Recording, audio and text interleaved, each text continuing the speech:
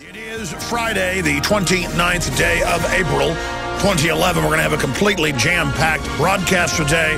Later in the hour, I'm going to open the phones up on a host of issues. Would love to hear from you once I have a chance to go over some of the most important news and give you my take on it.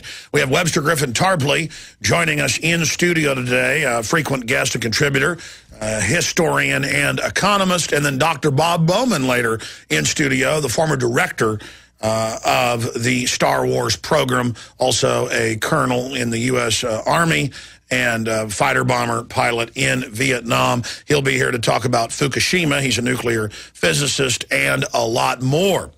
Now, continuing here with the news, I want to get into the tragic tornadoes that are intensifying as the cold air continues to blow in and hit the hot air. And this has happened for as long as people have lived in North America. And that's why you see all the old farmhouses have the storm shelter in them.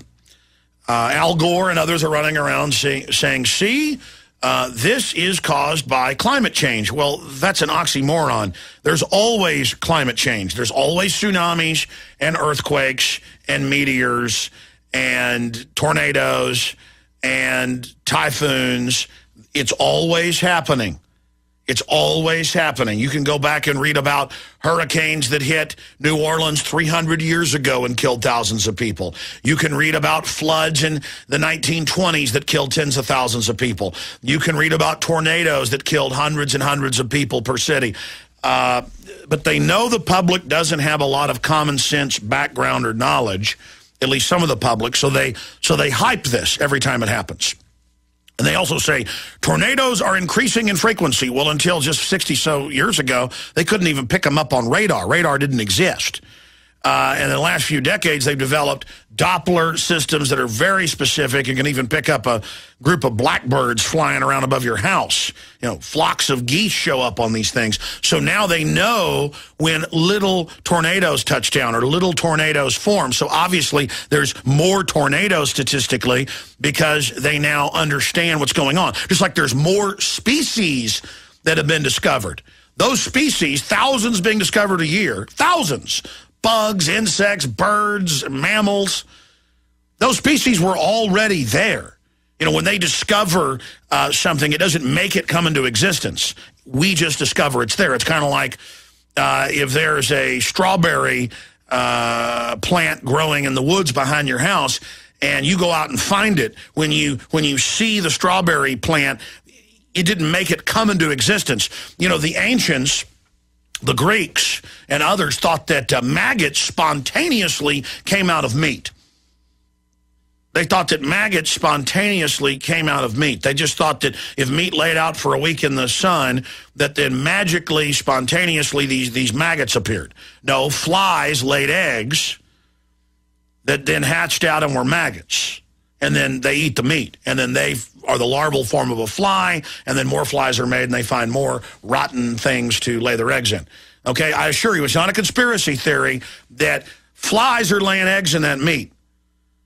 One time I had an employee who would leave the bathroom window open at the old office, and we had all these flies flying around. And he would go around and say, well, we got flies because people are leaving trash for a day or two in the trash can.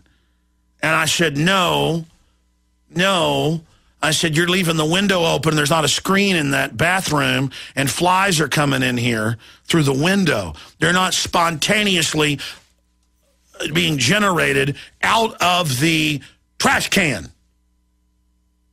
And he said, no, they are. And I said, you will not leave that window open when you go in the bathroom. And even intelligent people have these blind spots. We all have blind spots. But if you want to understand the world and you understand how the globalists operate, more and more studying them, I realize they understand that we're all basically little individuals who have limited perspective, limited view. Even if you're a 180 IQ, you can't see over the societal horizon until you've studied history and trends and how they operate. That's why those that don't know history are doomed to repeat it. Versus if you know history, you can understand the present and the future. And so the globalists, everything they do is about facades, projections. They know how the individual perceives things. And so they say, man, it's a hot summer. See, pay me a tax and I'll fix it. Man, we're having global warming. Then it comes out for 15 years. It's been warming only in specific small areas of the world in microclimates. But overall, in the last 15 years, it's been cooling if you take all the numbers and average them together. See, they use little specific things cut out to say, wow, we're having violent weather. They're having the hottest temperature they ever had in this area of Russia. Well, they're also in many other areas having the coldest temperatures ever recorded. See, they're only taking little snapshots and saying, look at what's happened in Alabama.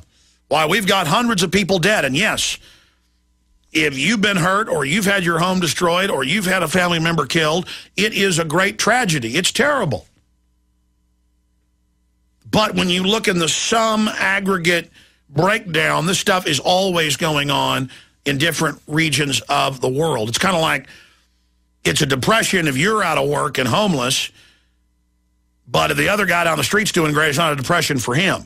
See, it's all perspective and where you are looking at something. It's like if you're in front of a building looking at the facade and somebody calls you on the cell phone and says, wow, you ought to see these gargoyles. You're like, I don't see gargoyles. And then you walk around the other side of the building and they've got gargoyles up. And I know I'm basically obsessing on this point. I've got a lot of news to cover ahead of our guest joining us.